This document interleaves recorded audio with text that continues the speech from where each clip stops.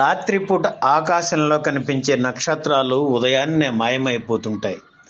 అలాగే సినీ వినీల ఆకాశంలో వెలుగుతూ ఆ గ్లామర్ ప్రపంచంలో తమదైన ముద్ర వేసిన ఎంతో మంది తారలు అవకాశాలు సన్నగిలిన తర్వాత మళ్ళీ కనిపించరు. అప్పటిదాకా సంపాదించిన డబ్బుతో శేష జీవితాన్ని గడిపేసే వాళ్ళు కొందరైతే, చేతిలో డబ్బు లేక ఆదరించేవారు కనిపించక గుండె నిండా శోకంతో భారంగా జీవితం గడుపుతూ అర్ధంతరంగా కన్ను మూసిన వారు ఎందరో. దీపం ఉండగానే ఇల్లు చక్కదిద్దుకోలేక చివరి రోజులు దీనంగా గడిపి అనామకంగా తుది శ్వాస విడిచేవారు కూడా చిత్ర పరిశ్రమలో ఎంతోమంది కనిపిస్తారు. వారిలో ఒక కథానాయక కన్నీటి గాథ. తొలి రోజుల్లో ఆమె కథానాయిక, ఆ తర్వాత క్యారెక్టర్ ఆర్టిస్ట్గా మారి అమ్మ, వదిన, అక్క పాత్రలు ఆమెను వరించాయి. ఆమె మరెవరో కాదు, పాతాళ భైరవి చిత్ర కథానాయిక మాలతి. ఏ పాత్ర ఇచ్చినా భక్తి శ్రద్ధలతో పోషించి పేరు తెచ్చుకున్నారు. నటిగా మంచి పేరు ప్రతిష్టలు సంపాదించుకున్న ఆనాటి తారల్లో చాలామంది జీవితం చివరి రోజులు విషాదభరితమయ్యాయి. మాలతి జీవితము అంతే. అవకాశాలు లేక, ఆదుకునేందుకు ఎవరూ ముందుకు రాక మాలతి చివరి రోజులు దుర్భరంగా గడిచాయి. హైదరాబాద్ కాచిగూడ ప్రాంతంలో ప్రభాస్ పేరుతో ఒక థియేటర్ ఉండేది. ఆ థియేటర్ నిర్మాణంలో ఉన్నప్పుడు ఆ గోడ పక్కనే చిన్న రేకుల షెడ్డులో మాలతి ఉండేవారు. ఆమె ఒకప్పుడు హీరోయిన్గా నటించిందని, ఎన్టీఆర్ పాతాళ భైరవిలో ఆమె కథానాయిక అని ఆ చుట్టుప్రక్కల వారికి తెలియదు. మాలతి కూడా తన గతం గురించి ఎప్పుడు ఎవ్వరికి చెప్పలేదు కూడా. పాపం ఎవరో వృద్ధురాలు, ఎవరో లేని ఒంటరి అని జనం జాలిపడుతుండేవారు. ఒకప్పుడు ఒక వెలిగిన నటి చివర్లో ఇంత దుర్భర జీవితాన్ని గడపడానికి కారణాలు ఏమిటి? ఆమె సంపాదించిన డబ్బు ఏమైంది? ఇలాంటి వివరాలు ఈ వీడియోలో చూద్దాం. మాలతి స్వస్థలం ఏలూరు. 1926లో ఆమె పుట్టారు. తండ్రి గొల్లపూడి సూర్యనారాయణ. ఆమె 5వ ఏటనే కన్నుమూశారు. తండ్రి ఉన్నంతకాలం బాగానే ఉంది. ఆ తర్వాతే ఆర్థిక ఇబ్బందులు మొదలయ్యాయి. అయినా సరే మాలతి చదువు విషయంలో వాళ్ళ అమ్మగారు శ్రద్ధ తీసుకునేవారు. చదువుతో పాటు సంగీతం నేర్చుకున్నారు. తోటి పిల్లలతో కలిసి నాటకాలు ఆడేవారు. చిన్న వయసులోనే మాలతి వివాహం జరిగింది. ఆమె భర్త వీరాచారి మోతేవారి నాటక సంస్థలో పనిచేసేవారు. ఆ తర్వాత సురభి నాటక సమాజంలో మేనేజర్గా ఉండేవారు. భార్య మాలతికి మంచి కంఠస్వరం ఉండటంతో వీరాచారి ఆమెను ప్రోత్సహించేవారు. పెళ్ళైన కొద్ది కాలానికే భార్యను తీసుకుని మద్రాసు వెళ్ళారు వీరాచారి. గ్రామ్ఫోన్ కంపెనీ వారిని కలిస్తే వారు మాలతి గొంతు విని కొన్ని పాటలు పాడే అవకాశం కల్పించారు. కచిదేవయ్య అని డ్రామా రికార్డుల సెట్టులో పాల్గొనడమే కాకుండా సోలోగా కొన్ని పాటలు కూడా పాడారు మాలతి. ఆ తర్వాత ఏలూరు మళ్ళీ తిరిగి వెళ్ళిపోయారు. మాలతి ఇంటి దగ్గరలో సంగీత విద్వాంసుడు నల్లాన్ చక్రవర్తుల కృష్ణమాచారి ఉండేవారు. మాలతి ఇంటికి వచ్చి ఆమెకు సంగీతం నేర్పించేవారు. వీరాచారికి మిత్రుడు. కృష్ణమాచారికి ఉషా చిత్రానికి పనిచేసే అవకాశం వచ్చింది. ఆ రోజుల్లో సొంతంగా పాటలు పాడేవారికి సినిమాల్లో అవకాశాలు లభించేవి.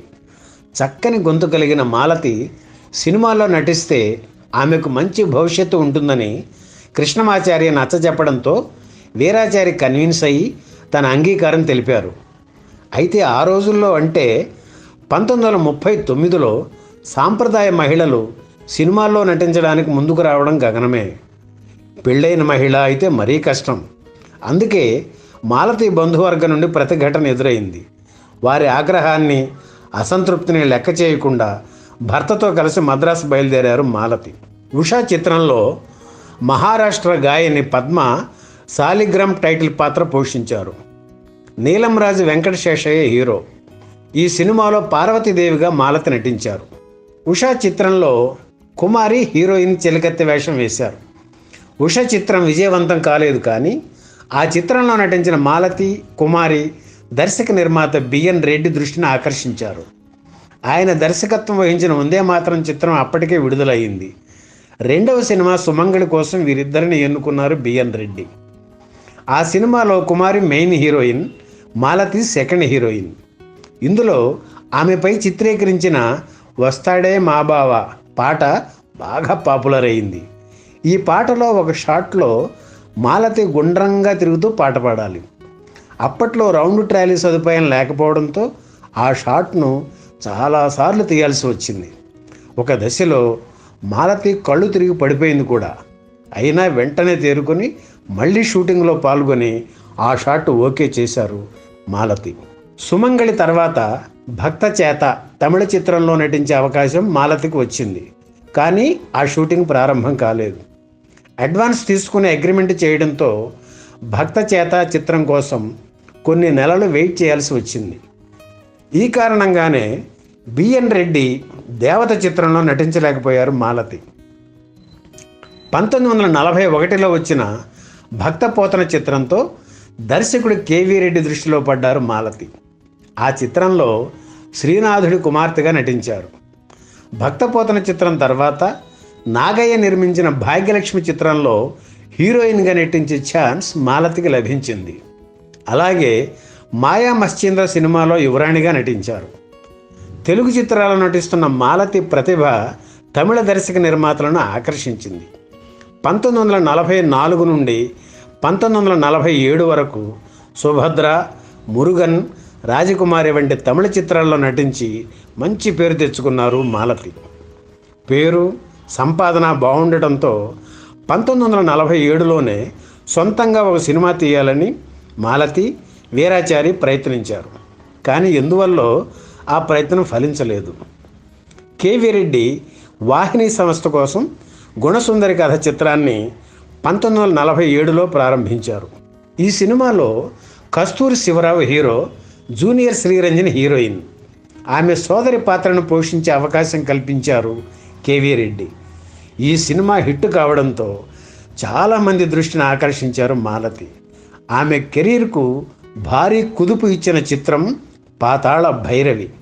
ఎన్టీఆర్ హీరోగా నటించిన ఈ చిత్రానికి కేవీ రెడ్డి దర్శకుడు.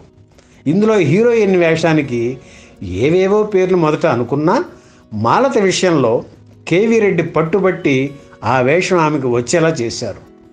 పాతాళ భైరవి చిత్రం అసాధారణ విజయం సాధించి అందులో నటించిన ఎన్టీఆర్, ఎస్వీఆర్, మాలతిలకు ఎంతో పేరు తెచ్చింది. ఈ సినిమా హిందీ వెర్షన్ కోసం మాలతి తన డబ్బింగ్ తనే చెప్పుకున్నారు. హిందీ భాష పరీక్ష పాస్ అయ్యి హిందీ బాగా మాట్లాడడమే దీనికి కారణం. పాతాళ భైరవి నిర్మాణ సమయంలోనే అగ్ని పరీక్ష, పేరెంటాలు చిత్రాల్లో నటించారు మాలతి. పాతాళ భైరవి సూపర్ హిట్ తర్వాత మాలతి పెద్ద హీరోయిన్ అయిపోవాలి. కానీ అలా జరగలేదు. పెద్ద హీరోయిన్ కాదు కదా, అసలు అవకాశాలే లేకుండా పోయాయి. దాదాపు 3 ఏళ్ళు ఏ చిత్రంలోనూ నటించకుండా ఇంటికే పరిమితమయ్యారు మాలతి. మాలతికి ఏమైంది, ఆమె సినిమాల్లో ఎందుకు నటించడం లేదు అనే ప్రశ్నలు వినిపించాయి. కానీ సమాధానం చెప్పేవారే కరువయ్యారు. మాలతి కూడా ఎవ్వరినీ ఈ విషయంలో నిందించకుండా మౌనం వహించారు. 3 ఏళ్ల నిరీక్షణ అనంతరం మళ్ళీ మాలతికి మరో మంచి అవకాశం వచ్చింది. కన్నడ కంఠీరవ రాజ్కుమార్ తొలి చిత్రం శ్రీకాళహస్తి మహాత్మ్యంలో హీరోయిన్గా నటించారు. ఈ సినిమా కూడా పెద్ద హిట్. ఇక తన కష్టాలన్నీ తీరిపోయాయి అని మాలతి సంబరపడ్డారు. కానీ విచిత్రం, ఆమెకు మళ్ళీ అవకాశాలు ఏమీ రాలేదు. దానికి తోడు పోటీ పెరిగింది. సావిత్రి, కృష్ణకుమారి, జమున వంటి హీరోయిన్లు వచ్చేయడంతో మాలతి ఉనికి ప్రశ్నార్థకమైంది. హీరోయిన్ కాదు కానీ అమ్మ వేషం, అక్క వేషం వేస్తారా అని దర్శక నిర్మాతలు అడుగుతుంటే మాలతికి మతిపోయింది. 30 ఏళ్ళు కూడా లేని తను అప్పుడే తల్లి పాత్రలకు షిఫ్ట్ అవ్వాలా అని బాధపడేవారు. అందుకే అటువంటి వేషాలను అంగీకరించేవారు కాదు. కానీ సంసారం నడవాలి కదా, అందుకే ఒక సీన్ వేషమైనా అంగీకరించేవారు. కొంతకాలం తర్వాత ఆ వేషాలు కూడా కరువు కావడంతో తల్లి పాత్రలకు షిఫ్ట్ అయ్యారు మాలతి. ఎన్టీఆర్ను స్టార్ హీరోగా నిలబెట్టిన పాతాళ భైరవి చిత్రంలోనే కాదు, తమిళ చిత్రరంగ సూపర్ స్టార్ ఎంజి రామచంద్రన్ హీరోగా నటించిన తొలి చిత్రం 1947లో వచ్చిన రాజకుమారిలో హీరోయిన్ మాలతే. అలాగే 1954లో వచ్చిన కన్నడ కంఠీరవ రాజ్కుమార్ తొలి తెలుగు చిత్రం కాళహస్తి మహాత్మ్యంలో కూడా హీరోయిన్గా నటించారు మాలతి. ఆవిడతో నటించిన ఈ ముగ్గురు హీరోలు టాప్ పొజిషన్కి వెళ్ళారు. కానీ మాలతి మాత్రం ఎక్కడున్నారో అక్కడే ఉండిపోయారు. మద్రాసులో అవకాశాలు తగ్గడంతో భర్తతో కలిసి 1969లో హైదరాబాద్ వచ్చేశారు మాలతి. చిన్న చిన్న వేషాలు వేస్తూ కాలం గడిపేవారు. కొంతకాలం భర్త చనిపోవడం, పిల్లలు లేకపోవడంతో మాలతి ఒంటరి అయ్యారు.